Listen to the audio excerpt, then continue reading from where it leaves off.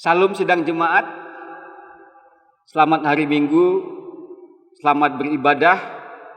Pada minggu ini tanggal 8 Agustus tahun 2021 kita masih beribadah di rumah kita masing-masing. Pemerintah masih memberikan aturan PPKM, yaitu pemberlakuan pembatasan kegiatan masyarakat. Rencana aturan ini akan dilakukan sampai tanggal 9 Agustus. Sidang jemaat, pada minggu ini kita akan membaca firman Tuhan yang diambil dari Injil Yohanes pasal 6 ayat 35 sampai 59. Kita akan memfokuskan satu ayat saja, yaitu ayat yang ke-35. Namun Bapak Ibu sidang jemaat boleh membaca sampai ayat yang ke-59. Sebelum kita membaca firman Tuhan dan merenungkannya, mari kita menghadap Tuhan dalam doa. Mari kita berdoa. Ya Allah Tuhan kami, saat ini kami bersyukur dalam sepanjang kehidupan kami Engkau tidak tinggalkan kami. Engkau pelihara jaga. Bahkan Tuhan dengan rahmat dan anugerah-Mu Engkau berikan kekuatan, kesehatan, keselamatan. Dan saat ini kami boleh beribadah oleh karena karunia dan anugerah yang Kau limpahkan dalam kehidupan kami. Sebentar kami akan membaca firman Tuhan. Kami akan merenungkannya. Biarlah firman ini menjadi makanan rohani kami, sehingga iman kami semakin berakar, bertumbuh dan berbuah di dalam Kristus. Roh Kudus bekerja di hati kami masing-masing. Biarlah melalui Roh Kudus kami boleh dicerahkan, sehingga kami dimampukan untuk memahami firman-Mu ini. Lebih lagi dapat kami lakukan dalam kehidupan kami sehari-hari. Ini doa kami yang kami pohonkan di dalam Yesus Kristus Tuhan kami. Amin. Sidang jemaat, kita akan membaca bersama-sama Yohanes pasal 6 ayat yang ke-35.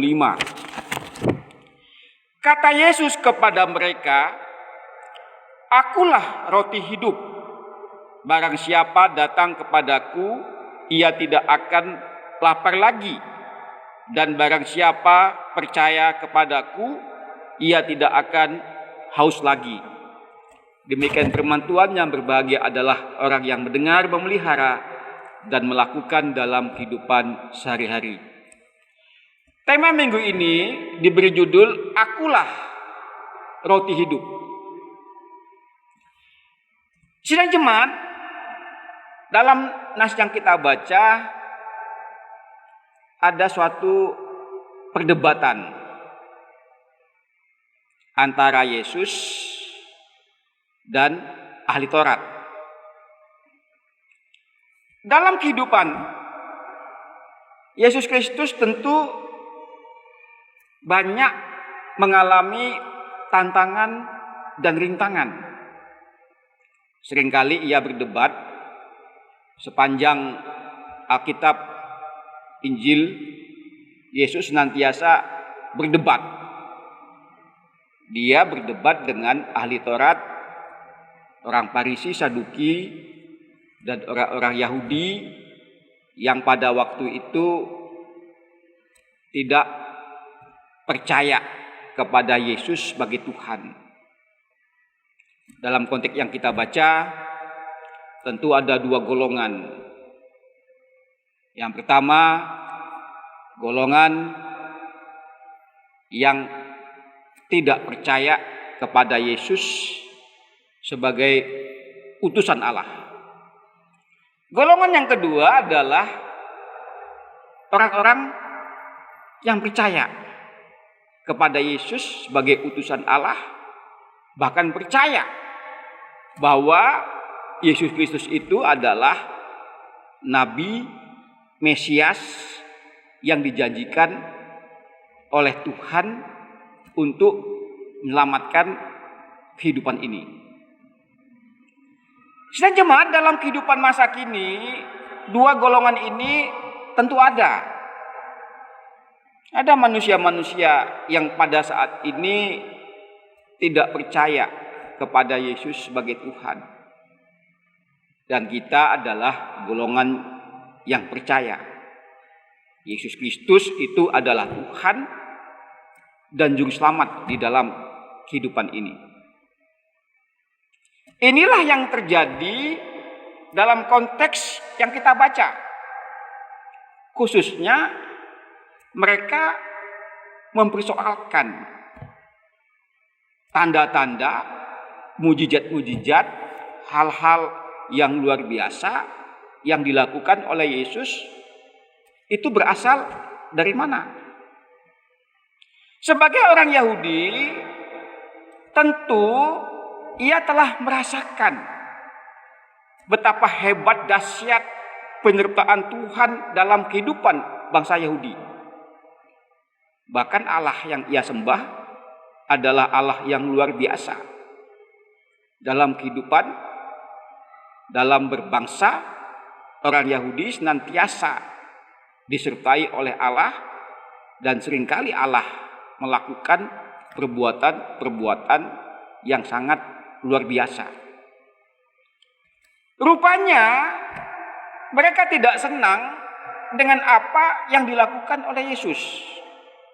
Tentu mereka sudah tahu siapa Yesus. Yesus menyembuhkan banyak orang sakit.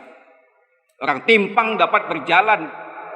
Orang buta dapat melihat. Orang mati dapat dihidupkan. Bahkan Yesus dapat memberi makan 5.000 orang laki-laki dengan 5 roti dan 2 ikan. Nabi di dunia ini tidak ada yang seperti Yesus, yang dapat melakukan perbuatan-perbuatan yang sangat luar biasa. Dan ini menjadi masalah bagi para ahli Taurat. Seharusnya dia percaya bahwa tanda-tanda itu berasal dari Allah. Tetapi matanya, khusus mata hatinya, dibutakan. Dan ia tidak percaya bahwa Yesus Kristus itu adalah utusan Tuhan. Bahwa Yesus Kristus itu sesungguhnya Tuhan itu sendiri. Allah yang jadi manusia untuk menebus dosa-dosa manusia, untuk memberikan keselamatan bagi dunia ini. Suatu peristiwa yang sangat dikenang oleh bangsa Yahudi ialah ketika Musa menghantar bangsa Yahudi, bangsa Israel untuk keluar dari tanah Mesir. Mereka kelaparan dan kehausan. Ia tidak mempunyai makanan, tetapi secara ajaib Allah memberikan makanan, roti mana yang tidak habis-habisnya, yang dimakan oleh bangsa Israel, sehingga mereka dapat melanjutkan kehidupan ini. Saudara jemaat, dalam nas yang kita baca, Yesus memberikan suatu analogi bahwa Yesuslah roti hidup. Barang siapa makan roti itu, ia tidak akan mati. Dan Yesus menganalogikan mana yang dimakan oleh bangsa Israel. Dan orang-orang Israel itu sudah mati. Sehingga mana yang dimakan itu adalah roti yang hanya memberikan kehidupan jasmani ini. Roti yang menyelamatkan manusia dari tubuh jasmani di dunia ini. Tetapi Yesus berkata begitu luar biasa dan dahsyat. Ia mengatakan bahwa Yesuslah roti hidup. Barang siapa yang makan roti itu, ia tidak akan mati. Ia akan hidup kekal selamanya. Dan barang siapa minum dari air kehidupan, yaitu Yesus Kristus, ia tidak akan haus lagi di dalam kehidupan ini. Ini adalah sebuah analogi yang sangat menarik. Yesus mengatakan ia sebagai roti, dan itu dibuktikan. Yesus mampu untuk memberi makan 5.000 orang dengan 5 roti. Dan Yesus juga mampu memberikan air kehidupan dalam dunia ini. Yesus itu sesungguhnya adalah Allah. Dia adalah juru selamat umat manusia. Sidang jemaat, dalam hidup ini roti dan air merupakan kebutuhan manusia. Tanpa roti dan air, manusia tidak dapat hidup. Demikian juga dalam kehidupan rohani. Yesus adalah roti dan air kehidupan. Tanpa Yesus, kita tidak bisa hidup. Tanpa Yesus, kita tidak dapat diselamatkan. Oleh sebab itu, dalam nas yang kita baca, Yesus menegaskan bahwa ia adalah roti itu sendiri. Ia adalah daging yang harus dimakan oleh setiap orang yang percaya kepadanya. Dan ini adalah sebuah analogi. Kalau manusia hidup bersama Yesus, makan roti dan daging Yesus Kristus, maka Yesus akan bersama di dalam kehidupan setiap orang yang percaya. Barang siapa yang makan roti hidup, maka ia akan mendapatkan kehidupan kekal di dalam dunia ini. Ketika ia meninggalkan dunia ini, maka kehidupan yang kekal itu akan menjadi miliknya. Ada suatu pertanyaan, bagaimana cara kita mendapatkan roti hidup itu? Bagaimana supaya kita tidak haus dalam dunia ini? Yesus memberi jawaban yang pasti. Percayalah kepada Yesus, maka kita akan mendapatkan roti yang hidup.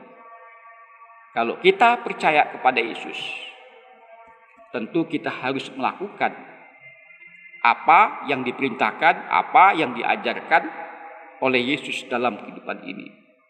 Kita harus hidup serupa seperti Yesus. Kita harus hidup dengan apa yang diajarkan oleh Yesus, sehingga kita dapat menjadi gambar rupa Yesus dalam dunia ini, sehingga kita pun dapat memberikan roti hidup kepada banyak orang, sehingga orang tidak akan lapar lagi, orang tidak akan haus, dan mendapatkan keselamatan di dalam hidup ini. Sidang jemaat, di tengah-tengah pandemi corona, virus yang saat ini begitu menakutkan bagi banyak orang, kita diingatkan bahwa ada roti hidup yang dapat menghidupkan ini. Dia adalah Yesus Kristus. Walaupun saat ini pandemi corona terus menghantui kehidupan kita, tetapi kita jangan takut, jangan khawatir, jangan bimbang, sebab kita mempunyai kekuatan yang begitu dahsyat. Dia adalah Yesus Kristus, roti yang membawa kehidupan itu.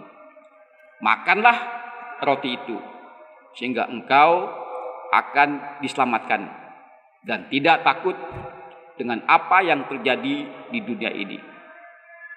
Sidang jemaat, kiranya Tuhan memberkati. Amin.